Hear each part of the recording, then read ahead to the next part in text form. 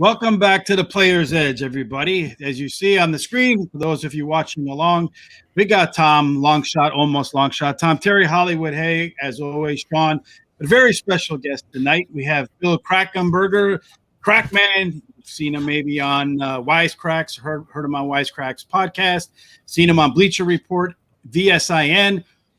But I have to say, where I know him from is from a Showtime series called Action. And I don't know how this is going to make me sound, Bill, but you may have never heard this before. But that's kind of changed my life, and it's where I'm sitting today because I was watching it with my son. And no offense to your castmates, but my son and I were doing sports betting and fantasy and doing really pretty well with it. And then you had Vegas Dave on there. And I turned to my son and I said, you know what? If he can do it, we can do it. So that's really how I ended up getting into the, I quit the corporate job then, doing the same call over and over and over again about opening futures account and got into this business because I'm a numbers guy. So I got to say, how many times have you heard that show changed somebody's life? Yeah, no, it's pretty good. First of all, thanks for having me, guys. Nice to meet all you guys for the first time also. And that show, I filmed without knowing who was in the show. It was just Kelly in Vegas, who I'm friends with. It was just us two that I knew was in the show. I did not know it was Vegas Dave. And I objected very loudly and very boisterously. The producers and the showrunner and the director really, I got to tell you, they heard a lot from me, and I got to give them credit in the end because the show came out okay. But I'll still say it now. Here we are 2 years later. That show could have came out a lot differently if the game that I bet the 30,000 on was the Patriot game, and if San Diego would have covered that game, well, Vegas Dave would have looked like a genius and a hero. And I didn't even know he bet the game until I seen it on TV. I didn't know it was on there. But my thing was for someone like himself to show all this, the fancy houses and cars and his lifestyle and living in Mexico. And, it just kind of wasn't real to me. And it appeals to the kids out there and these people that gamble and say, oh, maybe I can do that. Let me just move my camera down a little bit here. So, and I didn't like that. I'm real. The cameras followed me. I didn't promote anything on the show. I didn't even promote my Twitter feed. Like some of these idiots that are on Twitter, but I have to have it, that are hiding behind the safety of their keyboard and anonymity. I post them to Bill Krackomberger. That is my real name. But they say, oh, well, you drive a Kia and he drives a whatever he drove.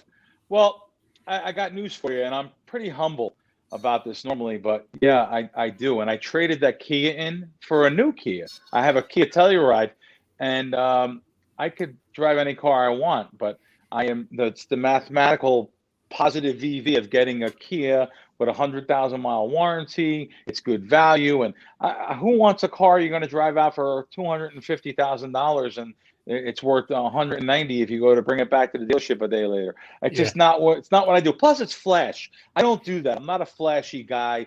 I don't do flashy things. I pay a quarterly estimated tax. I bet sports for a living. I pay a ridiculous amount of taxes every year. I don't.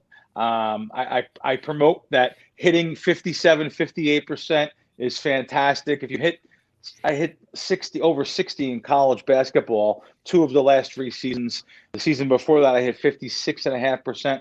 It's going to make me 6 figures a year. If I'm going to hit 60%, it's going to make me 7 figures a year. I paid tax on 7 figures many years already. So not bragging. I'm just saying but the kids out there that watch these shows and they're all happy and like, oh, Vegas Dave, you're so cool.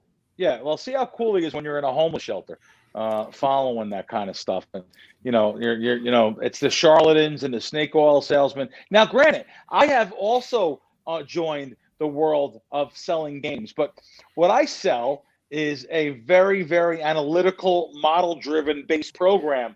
When I give out a game, 90% of the time, as all my followers and subscribers know, you're going to beat the closing line. When I give you something to play, -4 in college basketball. It's not closing 4. You're never going to get a 4. So very rarely. So my stuff is done, like I said, model based, and it's really a lot of back tested situations that people are in. So I know we're talking horses today. I'm sorry to go off on my sports, but I was explaining a little bit about action and how that came about. And I love doing the show. And those guys heard so much from me. I was really against a couple things, and they wanted me to be flashy too. They wanted me to come on out and come out with $250,000 and run through the casino.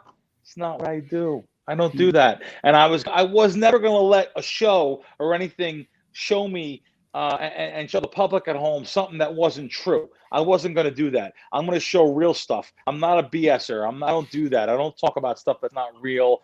I don't, outlandish claims and stuff. It's not what I do. So. Well, you could tell the Kia critics that obviously they left one book on the shelf that they never read and that they probably should read. It's called The Millionaire Next Door. I don't know if you've ever read it, but if you read it, it's got like all the demographics of a millionaire. And one of them is they drive like a 6-year-old Chevy or something along those lines. So sure. Tell all the critics from now on, just give them a link to Amazon to The Millionaire Next Door and you'll shut them all up. I'm going to introduce you to semi-long shot Tom. He's our resident long shot player. He's like the value guy in the house. Tom, how are you tonight? I'm doing good. I'm hanging right in there. Hey, Tom. Bill, what's your favorite sport to bet? College basketball. What is your favorite bet? College basketball. And if I had to pick a favorite bet, it would probably be college basketball first halves, because you get a true number. More than garbage fouls at the end. Let's face it, I bet a lot of underdogs, so I'm betting those teams +4, 5, 6. A lot of times there's fouling at the end, that if there was no fouling, I would be a winner, but there's fouling, and I'll turn that winner into a loser. But I like the first half of a game, because you get a game, really a full. You can get down a good size bet. A full bet on a first half of a game where there is no fouling. It's pure number. It's a pure result. But however, I also love. It's hard to believe, because I'm against a lot of NFL. Listen, it's what everyone likes to bet. Everyone likes to bet NFL. They like to bet NBA. These playoffs. Everyone's asking me, "What do you like? What do you like?" I don't like anybody, because I know what wins. NFL football sides and NFL football sides and NBA sides are the hardest things to beat in the world.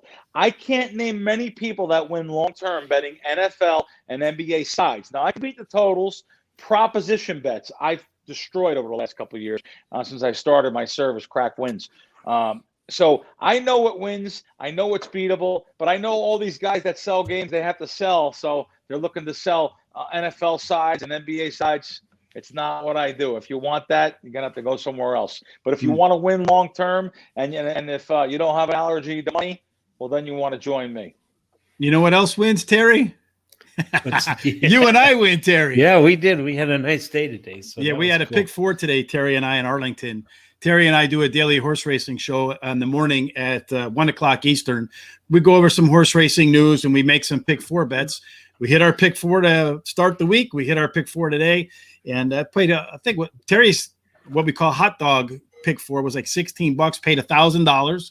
Yeah. And mine was $64 and it paid $1,000. And Terry's prime rib, I think it was like 96. But between the three of us, if you had played it 4 times, you would have bet around $250 and you would have walked away with $3,000. I bet you like those kind of numbers, Bill.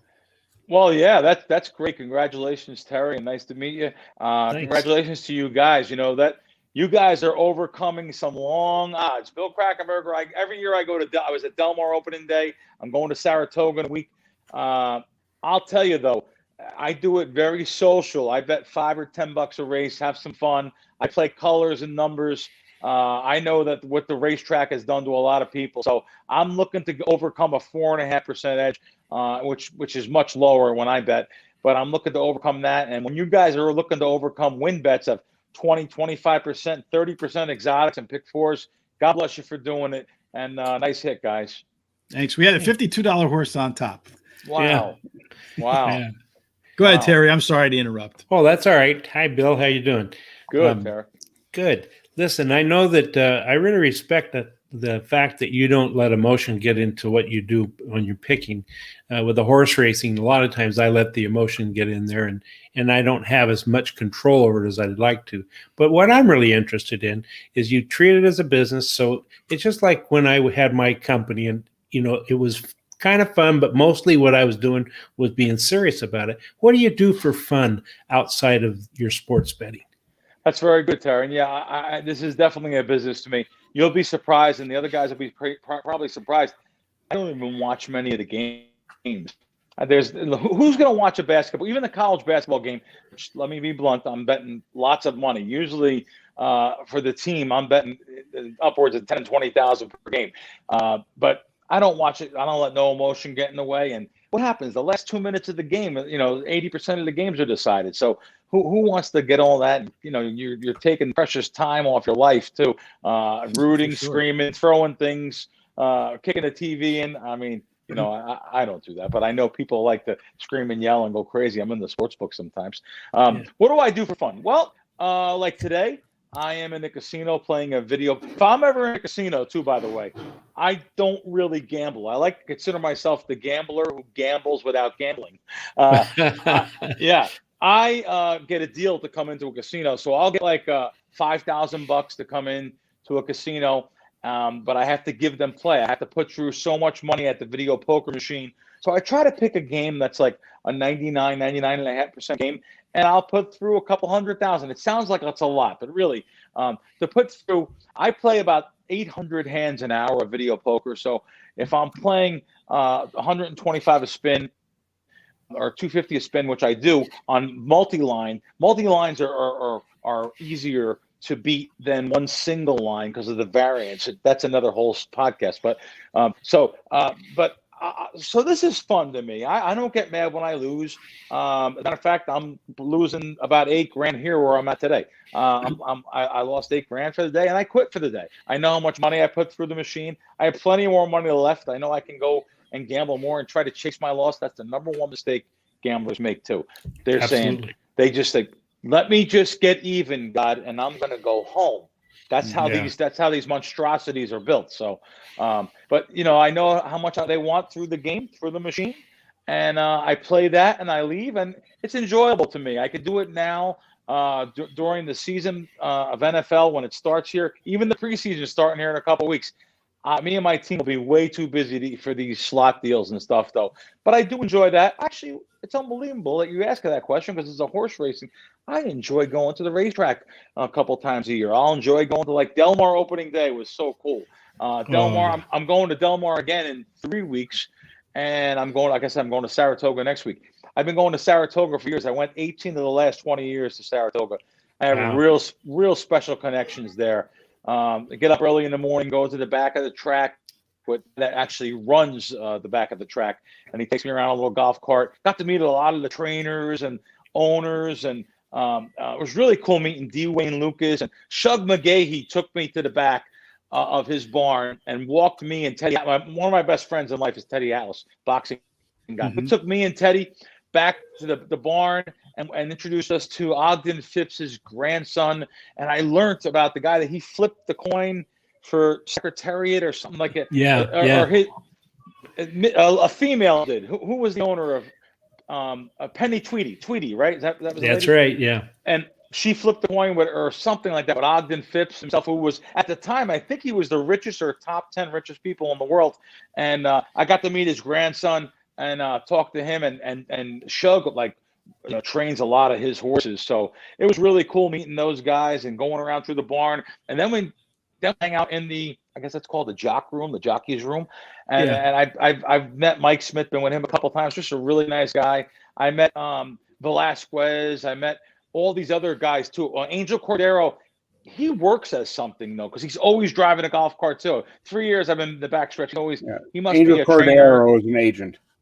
Oh, he's an agent. Okay, I said he's a trainer. Okay, so he's an agent. He's always in Saratoga in the back thing area. And he's just a really nice guy, and it's just really cool. It's a fun time. It's like history, You got that Saratoga's like maybe correct me. Is it the oldest racetrack in the country, or I know it is one of the oldest ones. It's a wooden racetrack. Yeah, Fairgrounds is the oldest. Oh, okay. Saratoga is the second oldest. Oh, okay. Yeah, and it's the history there, like the Whitneys. Tom was around when both of them opened too, by the way. Oh, wow. Cool. This is my third life. I love breaking chops. That's what we call that back home. Yeah. So, but yeah, the Whitneys, Barrymores, the old family names, and the history behind that. And the one I was at Del Mar last week, I never went for opening day. That shocked me. Everyone was dressed to the nines, and here I am in my. I had a button-down shirt on, but I mean, people really get dressed. I didn't know the females. All the females were wearing these beautiful hats with flowers, and I thought that was only a Kentucky Derby day. I didn't know that was Del Mar opening day. I had no idea until I was there that day. So you come with a hat all the time anyway, right? Oh, the Kangles, yeah. Yeah. I was on a show on ESPN. And Kangle sent me a bunch of these hats, but they sent me pink, red, orange. I should wore it for opening day there, but they sent me these black and gray ones too. And black, gray, and blue is what I wear. But yeah, so anyway, I hope that answers your question, Tara. So you did. Thank you. One of our guests, Tom Carley, wants to know what's the difference in your opinion between going to Del Mar and Saratoga from a fan's perspective. Well, I tell you, the history of Saratoga is I'm used to it. There's the off day is Tuesday. So I actually go, there is a little, I wish I didn't know the name of it, but there's this little casino where Diamond Jim Brady, all the old mobsters were there back in the day. It's called Cranefield Casino. Maybe one of the listeners can answer us. I do a tour of that. The history there, the mob guys were back there. You had Meyer Lansky taking money out of Saratoga years ago. You had Canefield. I think it's called Canefield Casino. They had a real live casino. I always go there for that. But the history there, the rich history, Battle of Saratoga. My dad was a history major and always was telling us about the country and how these people fought for our country and stuff. I'm real big on veterans and the same thing with the police force. God bless these guys. So I am American through and through. So I like the history of that. I think Del Mar also has some history there with either Bing Crosby, Bob Hope, or maybe both of them. These guys were involved in getting that place open, I would believe. And it was what's it called there? The surf and the turf, right? The surf meets the turf. Yeah, I think Bing Crosby was actually there on opening day. Oh, yeah. It opened with Tom. Bing Crosby is one of the founders. Oh, yeah. Wow. So there you go. So you guys know what's up. But that's also a lot of history there. But I see the difference there. I was around some really sharp guys. I think I was telling Rich, one of my buddies there, he's known as Jimmy the Hat. Everyone knows him. People were his face was on the racing form. So Jimmy, I've known for many years. I've done a couple of shows with him in the past, and the value really though, probably more of if I had to take the value, I think you guys would notice more than me. Saratoga is the graveyard used to be the graveyard of favorites. I would think the value more is at the Saratoga track than the Del Mar track. I could be wrong. You four guys will probably know more than me on that, of course. But I think if you're looking for more value, you'll leave Del Mar and go to other tracks. Yeah, they tend to have bigger fields. Yeah, the one you mentioned that too is Swiss Army Sean. He's the one that's been in contact with you. Sean, how are you tonight? I'm good, and everything Bill's saying right now, I've only talked to him for a little over a day. 100% who he is coming across on the TV screen. And just look up his name on YouTube. You'll find some really good stuff. Also, Bill, I drive a Kia too, so we'll just make this the Kia Horse Racing Radar Show. All right. I've had this car and sponsorship. Yeah, I'll never go away from Kia as long as they keep making good cars. I love it. Absolutely. Bill, what you've talked about, and you were talking to me yesterday about, and you went into a little bit. I think, and you've talked about this. I think that's the difference with horse racing, unlike other sports, is how close you can get to these guys and how you can have relationships and how they open up compared to your football, baseball, and basketball players. For sure. And that's what, yeah. Now, when you go to the horse track and you play socially, what is your favorite bet? Now, I know I say favorite bet. You don't really like to bet because the odds are against you, but just socially. Yeah. I'll bet literally when I go to the track, there's some races I didn't even bet. I was at, like I said, Del Mar Open Day. I think I missed 2 races talking to people. I was taking some photos. A lot of sports fans. This shocked me about Del Mar. It's a racetrack, but it draws parallels to sports betting because I was probably stopped at least 8 times to talk to people and take photos. And I literally had to go into the machine, not the window, the kiosk, to make a couple bets. And I wound up talking to these guys from Pittsburgh who go to opening day every year. If they see me here, shout out to them guys. And I miss getting the bets in, and they saved me $12. So, yeah, it's amazing, right? I'll talk about literally. I'll get as much money down on an NFL prop as I can get down, like a couple grand, 3-4 grand, whatever you can get down, or on a college basketball game, literally 5 figures. But yet, I'm betting $12 at the racetrack on a race, 12 grocery dollars, but yet spending $700 on dinner that night. So it's crazy. I love going to dinners, by the way. All of us guys, if we can all get together, dinner's on me. Any steakhouse, anything you want to go one of these days. All right. No, we're going to hold you up to that. You can count on that. No and ifs or buts about it. Even if if I have to walk there cross country, we're going to be there. You guys, seriously, you ever come to Vegas, please look me up. I'd be happy to take you guys to dinner. 100% for sure. Sounds So good. I have a question for you. You're, as a bettor, I don't know if you've heard, but in New Jersey, they're going to start experimenting with fixed odds for horse racing. A friend of mine from a past life, unfortunately. Anyway, he said he was going to work on making fixed odds the way it is for horse racing. If you're paying attention and you're listening, follow up with me. I'd like to hear from you again. But anyway, if horse racing goes to fixed odds, do you think that might attract you a little bit more? I never thought we were going to talk about something like this, but I'm going to, like I always answer honestly. If they go to fixed odds, they're in a lot of trouble at certain tracks. I have some guys in my corner that told me, I don't want to ruin this for everybody too, though. You can't go there and not let a little out of the bag. Yeah, you just go ahead. We're looking for that viral moment anyway. Yeah. It's funny. I never thought we were going to talk about something like this. I have a friend of mine that's pretty sharp with harness horses, if you could be sharp. But back in the day, he was really one of the kings. And he actually was trying to get me to look into fixed odds racing across the pond, not last season, the season before, because he said that we cannot lose if they take trotters fixed odds. So if you're telling me that the trotters are in Meadowlands, right? Meadowlands is trotters. Mm-hmm. So if they have fixed odds on Meadowlands, look out. The Krackman's going to be in the horse racing game. All right. So we're going to be sharp. We're going to ask you sharp questions. We're on top of our That game. was sharp. No worries That was about sharp. that. Wow. So one quick thing before I let you go. You saw those pictures with Teddy Atlas. He's a good friend of yours. If you get a chance, tell him we'd love to have him here. He's by far my favorite boxing analyst. I don't know if you saw, I think it was the post-fight conference between Triple G and Canelo, where I thought he was going to knock the hell out of Stephen A. Smith in the studio. I was there. I can show you videos on my phone. I was taking videos of him and Stephen A. I'm with Teddy whenever he comes to Vegas. And here's a great thing for you guys. I hate to say it like this, but if I ask Teddy to do this, he'll do it for you. No problem. Wow, thank you. We're looking forward to having Teddy on the show. We'll even talk to UFC and boxing. He speaks his mind. He's very blunt. Oh, I love that about him. Yeah. He looks like he's ready to. He looks like he can get in the ring now too. In those pictures you were with. I'm staying at his house next week for 3 nights too. So I'm not close to him. I stay at his house in Staten Island with him, and him, his wife, and his family. They're my family. So they're literally my family. I lost my parents in the last couple of years, and they're my family. Even though they're not really old enough to be my parents, but they're family. And a lot of things from Teddy. And I recommend anyone to watch on ABC. You can do it on demand. It's called Mike Tyson, The Knockout. It's a 2-part on ABC that Teddy's on the first hour. It blew me away because Teddy's telling me things over the years, and I couldn't believe ABC let him talk about this verbatim and showed his side of everything. He was Mike Tyson's trainer for a couple of years.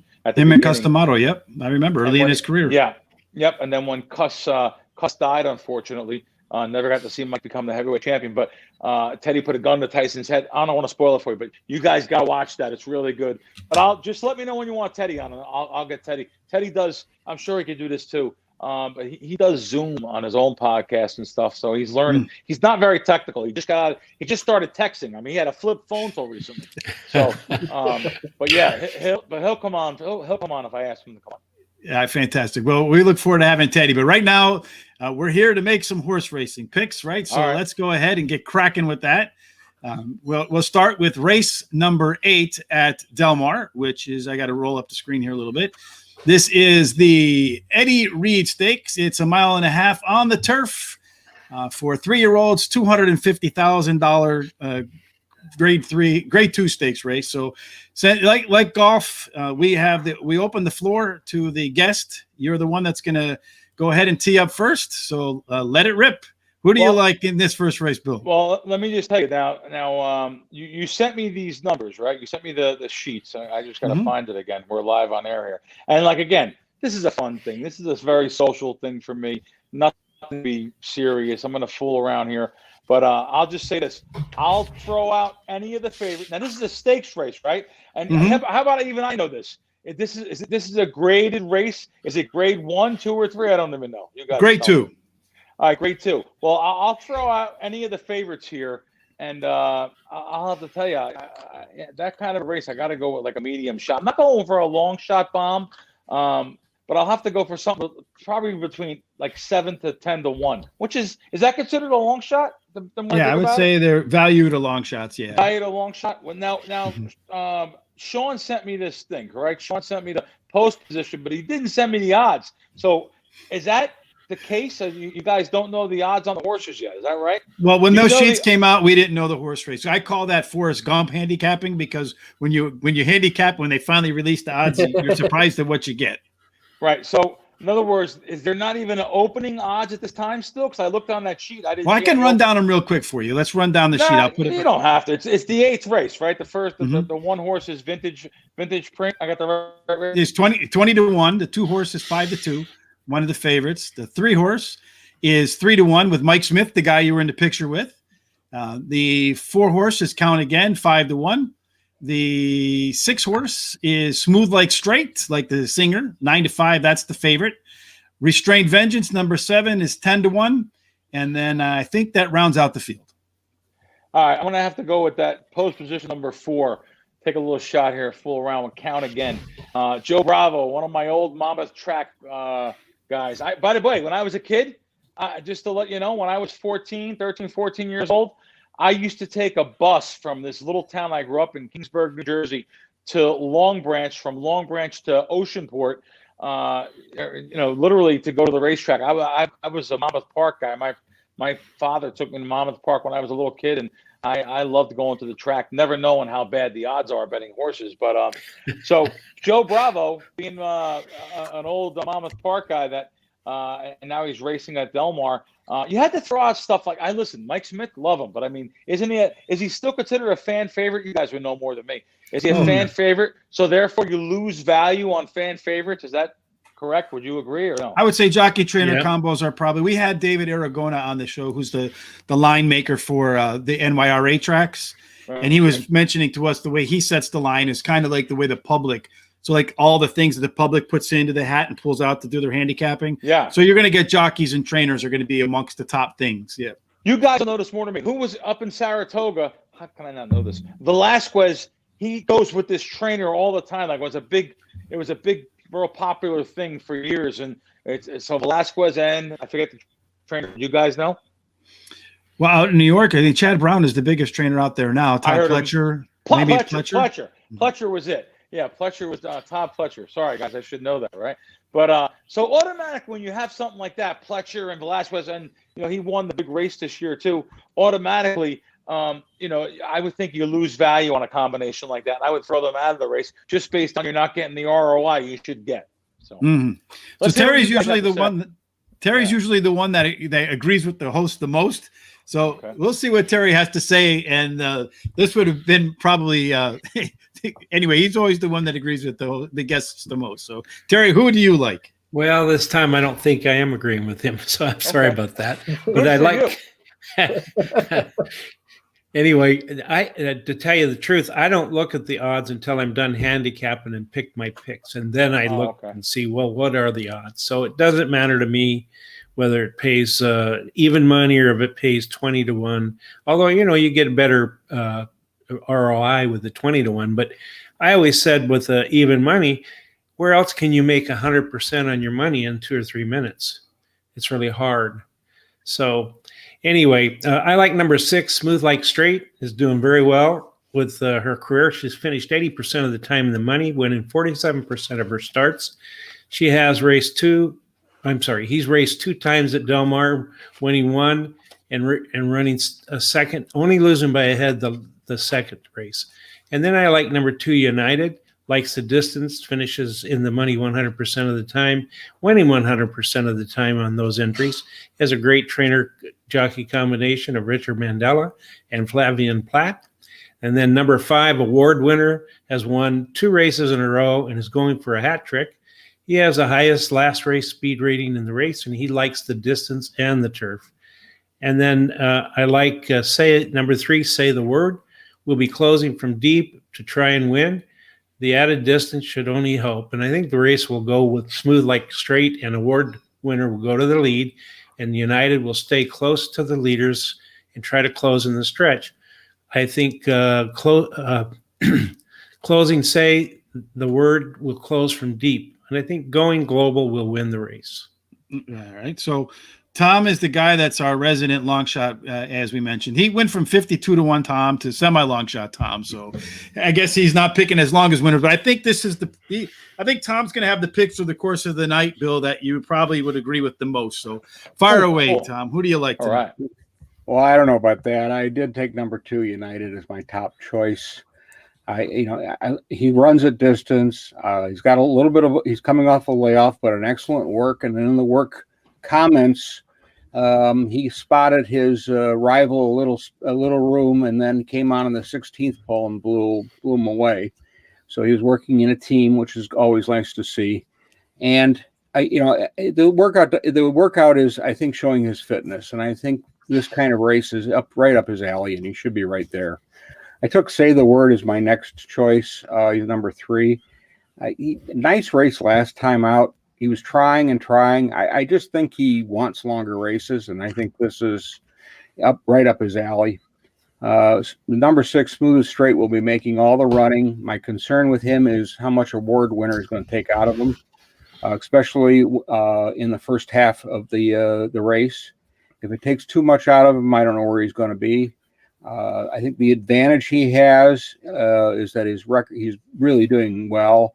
And the only race he had a problem was the saddle slipped, and he finished 3rd.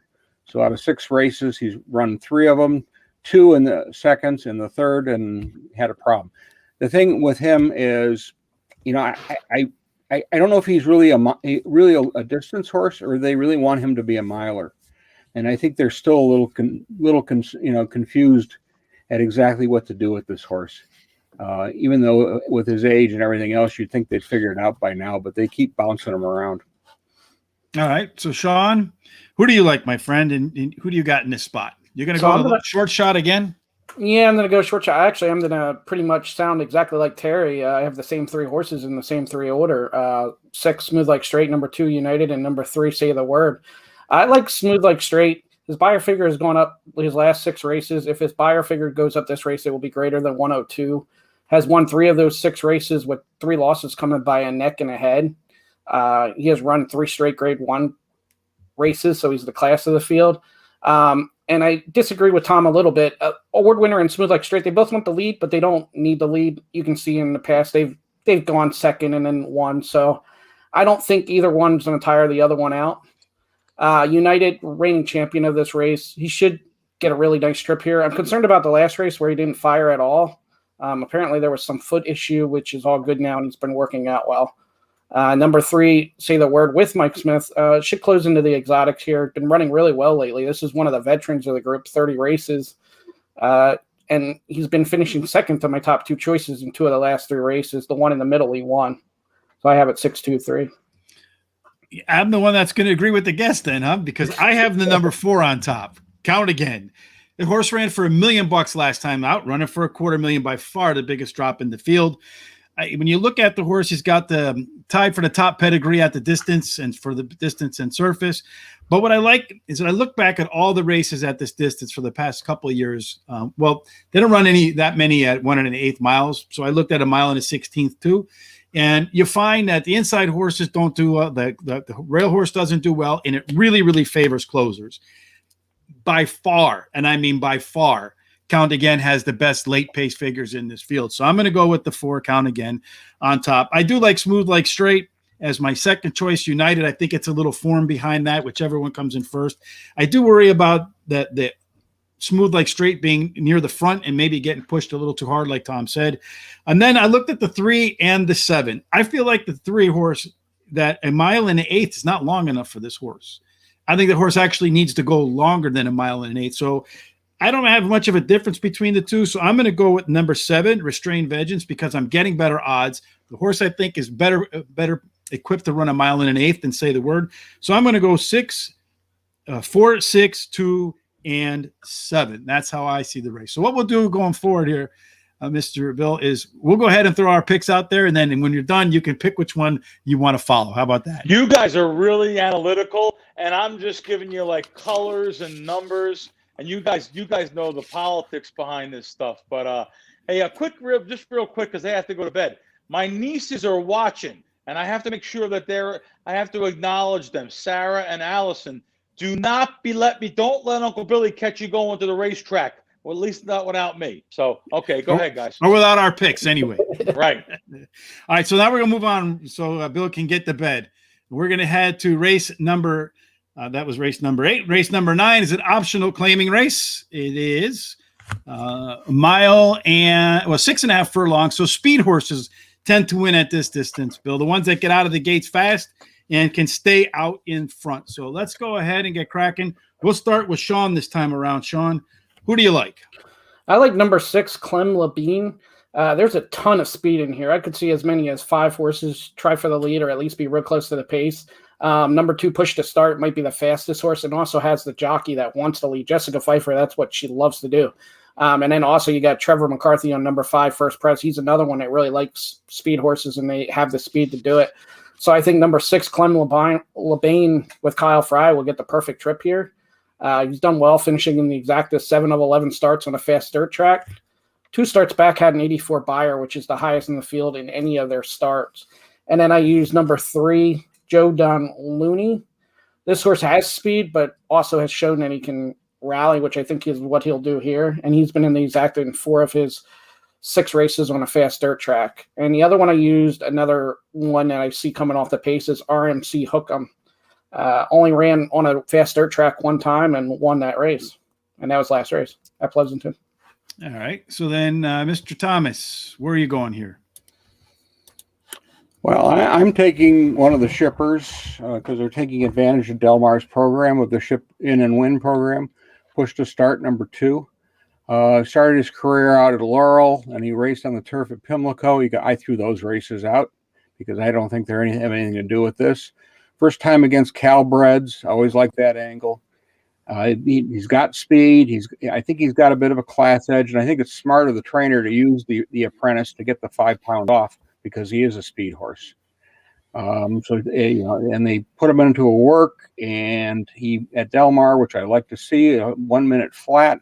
And in that work, it was a staggered start work with a horse that's a little better than he is, called Patriot Missile. And he made up that deficit and then moved along pretty easily. So that's my top choice. Number 8, Hammering Lemon. Yeah, okay. Why are you picking a horse that's not really running the dirt? Well, he got claim 2 back. They put him over his head, and then now they're bringing him back on a dirt race. Okay, his works are average, but his breeding is by Square Eddie, and Square Eddie's one of the top sires out in California. And he's a prodigy of run both on the dirt and the turf. The mare, of course, is the turf side of this, and that she was an Irish bred who did okay on the turf. He's dropping. I think he's in the right spot. And the other thing is the claimer ROI has 6 runners in the second starts and has 3 winners and a positive ROI. So this is one I think you got to really watch. Positive ROI is always key. That's for sure. Yeah. And 50% is a nice number. Yeah, it's a beautiful number in horse racing for sure. It's 1-to-1 odds. And if you get better than 1-to-1 odds, you got some value there. And Terry, where's your value at? Well, Tom, I think you had one more thing to say. That's all right. Oh, I'm sorry, Tom. Go ahead. No, Sean was picked up on the other one I liked, the Pleasanton RMC Hook'em. Yeah, I like that race. First out on the dirt up and against Open Company. Now he comes in against Calbreds. Good angle again. He does have 3 wins up on the all weather, so I think he's got a good chance of getting something here. Okay. All right. Now, Terry, I'm sorry. All right. Okay. The race 9. I like. I'm like tonight. Sean and I are a lot same. We're picking about the same kind of horses. I like number 6, Clem Levine. He's coming in from Northern California, where he had a successful campaign at Pleasanton. And by the way, Pleasanton is the oldest track, I believe, in California, and it might even be a little older than the one at Saratoga. I think they started racing in like 1848 or something like that. Yeah, I think Stephen Berry kind of popped in there and said Pleasanton was the oldest track. I put that up there a little bit earlier, so one of our listeners filled us in with the history. So good call, Terry. All right. Well, there's plenty of speed in this race, and I think that'll set up really well for his type of running style. He comes from behind. Then I like number 7, Jazz Hands. He's finished in the money 100% of the time this year and won 50% of those starts. And he's won 50% of all his career starts and has the highest average money won per start of all the starters today. And then I like number 3, Joe Don Looney. He's having a good year, winning 2 out of 6 starts, finishing 83% in the money. And then I like the other horse coming in from Pleasanton, number 1, RMC Hook'em. He's finished in the money 70% of the time in his career, and he won 40% of those races. He only needs to repeat his last win at Pleasanton to do well in this race. All right. For me, I like number 7, Jazz Hands. Trainer Ed Freeman, 24%. Angled Turf to Dirt. I like that. As some of the top pedigree scores in the field. And when I look at this horse, it's taken the smallest step up in class out of any other horse in the field. So it's been facing tougher. Love the name Joe Don Looney. That's a horse that I'm going to pick from a name point. I'm the only one on the show that probably does that. But he's 1 for 1 at Del Mar. And every other race he's had, it wasn't a clean race. So if he gets another clean race at Del Mar, can make it happen. I have number 5, I'll Stand Taller. He'll be probably one of the front runners at a distance where 7 of the 11 winners at the distance, at the 7 to 15 winners at the meet currently won wire to wire. So I think the horse that gets near the front has a good shot to win. And I think the 2 and the 5 will be the early pace setters. And finally, I looked at the 2 horses coming in from Pleasanton. They both ran 6 furlongs last time out. That's the 1 and the 6. The 6 horse ran the same distance, about 1 second faster. That translates to 5 lengths roughly. So a horse that beats another horse by 5 lengths is no contest. So I'm going to go 7, 3, 5, and 6. So of all that, my man Bill, which one do you feel like best fits your style? It's like Swiss Army Sean was looking at my phone. I mean, and then someone else went, that's amazing. I went with some jockeys that are going back on the horses again. I didn't even know, like, I guess this, of course, I've never heard of this guy, either Frey Kyle or Kyle Frey. He's been a guest on our show. Oh, really? Yeah. Wow, he is. I guess he's coming in. You guys said, but he, for shipping in for this race. I don't know if he is or not. Yeah, he's been running at Del Mar for a little bit this meet. Oh, he is. Okay. Well, anyway, yeah. So he has been on him 2 of the last 3 times. I picked him in the odds, but I also went with the 3 horse, Joe Don Looney, and that's exactly what you did. And the same situation. This jockey rode him the last time. Is it Abel Cedillo? He rode him the last time, and just now is this race? Did you guys say it was 20,000 claimer? Is that what this race? The optional, the optional $20,000 claimer. So the horses can be bought if the trainers, the owners allow them to be bought. Hold on there. Yeah, we got 20. We got 20 right here. So we could claim them horses. So how about we do it right now? Let's go in. We'll make it the horse racing radar horse. Yeah, we can claim that sucker. Which one would you guys claim if you had a chance to claim? Which one are we going to send them out there to buy? Well, of course, I want the number 6. Yeah, I thought it was funny, but anyway, it's just a little fun. But yeah, 6 for sure. Yeah, why not? And it's not every day that someone pulls out enough to claim a horse in the race, right? So we got to get in a spot where, well, you know what, Tom and Terry, though, one time in a couple of shows back, we're talking about $50,000 claimers. So, oh wow, all right. Yeah, they'll have to. We'll have to step it up a bit. All right, so we're gonna go to the last race that we're gonna pick. That's the San Clemente Stakes. That's race number 10. It's another graded stakes, grade 2 stakes race. It is a mile on the turf. So it's another race where stalkers and closers have the advantage. 59, roughly 60% of the winners at the meet to date have won from off the pace. Somewhere around 4th, maybe 5th, 3rd, somewhere in that at the first quarter mile marker. Maybe improve one horse by the time they hit the half mile marker. And it looks like the inside post or the one and the outside post struggle. So for me, I'm looking for inside, middle of the pack closers. So let's go ahead, Tom, and see if you like any middle of the pack closers. Well, I'm going to take the front runner, number 6, Equilove. It's made all the running in her races. I have 3-year-old fillies here, and she's held off the contenders without too much trouble in her last one. The race before that was a higher value race, and she really lost all chances at the start. She didn't get out of the gate. But she ran twice at a mile in Ireland, and they're okay races. But she had to ship into Santa Anita to get her first win. Yeah, this is a big jump up. But if she can hold together that speed of her and get out of the gate, I think coming out of the 6th hole, she's got a good chance here. 2 Going Global is kind of hard to bet against. 5 in a row. Graded stakes levels is going to be the favorite. The thing here, I think the key is, and what Rich was saying, she's going to get shuffled. Fabian Pratt's going to take her back and make one big run on the outside. And she's very good at doing that. She can go 2, 3, 4 wide without any problem. But you're not getting any value on this horse. The 9, Madonna, she's done okay. She's a grade 3 winner at a mile. She's 5 runs on a mile, 4 wins, like all that. The thing is Rich said, got the outside. And so she's going to have to get good position in here to be able to have a chance to take a run at the winners. And I just don't see her doing it. I think she can get it, fill out an exacta or fill out a trifecta, but I don't see her winning this race.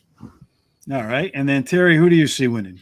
Well, I'll tell you, I had Going Global winning the 8th race, and I think that's because I'm going to have cataract surgery, and I read my notes a little wrong. I can win both. Why not? Racing doubles. Yeah. But anyway, number 2, Going Global has the best Briar number in the race and has 4 wins in a row, as Tom said. He's since coming to the USA, hasn't done anything but win. And I don't see any reason she can't win and be 5 for 5. And then I like number 9, Madone, has the highest per race earnings in the race. And she loves the distance. She's 2 out of 2 starts. She's won and has the same record at Del Mar, won 2 out of 2 starts. And then I like number 12, Closing Remarks. Finished in the money the last 4 races, running 3rd in her last race despite clipping heels with another horse. She should stay close to the leaders and close at the end. And then I like a long shot, number 7, Zibber Zabber, is climbing the class ladder, which is an angle I love because you can get some prices that way, but is in good form right now. She's very competitive, and I think she'll at least get into the exotics. All right. Sounds good. And then for you, Sean, where are you headed tonight to close out the show? I'm going to make it 3 for 3 with top picks with Terry. I mean, I hope Terry's $1,000 pick 4 hot streak continues here because I'm right on board here. Well, you need someone to heat you up. Definitely. I'm going global. I can't see any reason, she hasn't done anything wrong. I see a few horses who could get the lead here and probably get a fast pace, which Going Global is going to close into. The horse I finished second will have second is Closing Remarks, same as Terry. This horse always seems to find trouble, but always finishes good. Most recent start, clipped heels. Start before that, stumbled start. Start before that, brushed up against horses. Has been working out really well during this 2.5-month break. And then the third horse I used was number 9, Madone, 4 for 6 for life, 2 for 2 at Del Mar, and has beaten some of these horses already. All 4 wins came at this distance and should get a nice pace to run at. If I went with a name like Rich, I would have went Jibber Jabber because, I used to be a shy kid in school, but when I would come home, I would be a Jibber Jabber, or I would get told that a lot. So I would have went with that, but that would be my 4th pick then. You got to do the name thing, Sean. It always works. I mean, it always works for me. You guys make fun of me. So, all right. So let's see. I'll give you some more picks to make fun of, like jockey Jose Ortiz did when I made some picks. But I'm kind of on par with you. Going global, I hate to do it. 4 to 5. It is the best horse in the field. The top last race speed figure by a wide margin over everybody else. And through my years of doing horse racing, when I see a horse that has like a 4 or 5 point speed figure differential in the last race versus everybody else, I can't tell you how many times that horse has won and made it look super easy. But Closing Remarks has made it very difficult on the few times that he's paired up with when she's paired up with Going Global. So I wouldn't be surprised to see Closing Remarks make another run at her. But what I really like about Closing Remarks is taking some time off, but I love when they put a bullet workout in. So the fastest workout in the workout before the race. That tells me it's sharp, it's ready to go, maybe enough to make up the half-length distance or the neck that it lost to Going Global. I would like that, of course, because I want to beat the 4 to 5. I like Madone, aside from Going Global, beat every other horse in this field. And then finally, Tom, our international shows are starting to pay off. I know all about horse racing now in Ireland, but the Curragh. So I'm going with Equilove at 20 to 1. I'm taking a Tom special right there to close out the picks. My picks. All right, Mr. Bill. Now you get to close the show on picks. What do you like? Well, I mean, it looks like that jockey Flavien Prat. I hope I'm saying it right, Flavien. Mm-hmm. He was on that horse a lot of times. He's 4 to 5, but I can't bet 4 to 5 shots. So I'm gonna have to go with the outside post there too. The Closing Remarks. And that looks like that jockey Umberto Rispoli has ridden this horse pretty well. Like before, it looks like Espinosa rode him the last time, but Rispoli rode him 5 of the last 6 times and did very well with him. Second, first. I mean, except for a little speed bump there at 10th, but it came in first, I guess, when he broke his maiden. This is that's what I would go with. Again, guys, just to let you guys and all the people that are watching, if anyone's watching here, which I'm sure they are, this late at night here on the East Coast, I don't do anything serious in horse racing. This would be a sawbuck for me, which is 10 grocery dollars. So just to have some fun with it, enjoy yourselves, a nice day out at the races with your families and friends, and beautiful Del Mar. So it should be fun. I would actually maybe even box one of those long shots, one of those 20 to 1 shots or something in there, $1 or $2 buck. You wouldn't believe what I do at the racetrack. I'm a nit. I bet $1 exact a box cost me $6. I mean, it's that's just to have some fun, and I'm betting birthdays and literally I bet 269 boxed and 138 in every single race for $6 in the trifecta. It's a trifecta box. So I'll tell you a quick story. I was at the OTB one time. I was sitting next to this table of guys, and he all of a sudden they erupt in cheers, and I was like, "What the hell's going on?" So I looked over to the guy. So what's happening? He said, "Every time at Gulfstream Park, there's a 14 horse field. I bet the 12, the 13, and the 14 in order for $1. It came in. The trifecta paid $45,000. Wow. I don't think in his lifetime that he bet it 45,000 times. I was like, "Oh my God! Why didn't you tell me?" Wow. So, and those outside horses. Oh, speaking of, you guys will help me. So if I pick the 12 horse there, that's the hardest to overcome, right? You have to. He's racing a longer race than, let's say, the 1 hole, correct? It depends on the jockey and how they ride him. But yeah, if he runs wide the whole time, but a lot of jockeys that are out there, especially on closing type horses, will save ground, let the other horses go by, and then move to the rail to save, so they don't have to run all that extra distance. So that's why the 12, 13, 14, I would think it's harder for all 3 of them to come out in the same race, so it would pay a lot more. Especially in that order. It's got to be exact. Numerical order. So it worked out pretty well. Hey, Bill, I have to say it's been a great time. Watching you on that 76 investment show, I cannot tell you how many things you and I have in common. I grew up in the Poconos. A really good friend of mine's father used to drive down to Atlantic City every single week, 2 to 3 times, was a professional card counter. That's when they had one deck. And I would say to him, Mr. G, when you bet on, because I'm 16 years old, 15 years old, and my best friend's dad's playing blackjack for a living. I'm like, you kidding me? How do I do that? And he said, Rich, you have to have more money on your winning hands than you do on your losing hands. And I'm like, come on, dude. If I knew which hands were going to win, I would only bet those, and I wouldn't bet on the ones that didn't. So he handed me his books on card counting, on probability, on progressive management in terms of your betting, all that kind of good stuff. To this day, I still do that, and it actually works for me. You can't really do the card counting anymore because they have automatic shuffle on all those decks. But if you bet right and you play by the numbers, you can come away with winnings. And I spent many a summer day down on the Jersey Shore at Wildwood. I'm sure you've been there as a kid too. Oh yeah. I'll tell you something, Rich. I don't even card count anymore because it would actually ruin my deals for video poker and other things where I have small edges, I feel. So if I go to card count, why get myself the heat of card counting? It would only, get too much heat. I actually wish I didn't even do it because it got me in which is called Griffin Book, the Griffin Investigations, and then the new card counting programs that are out there. You can walk into a casino. They have some of the best facial recognition software in the world now. And I don't even go. I try to just stay away from a blackjack table, unless maybe during the rodeo or something. I'll throw on my spurs and a hat and a cowboy uniform and maybe Halloween, perfect time to go. Yeah, you dress up in a costume. They won't even know it's you. I pretty much quit playing blackjack because the other players beat me all the time because they're splitting ace jacks or they're doubling down on a blackjack because they're greedy. Mm-hmm. It's really something.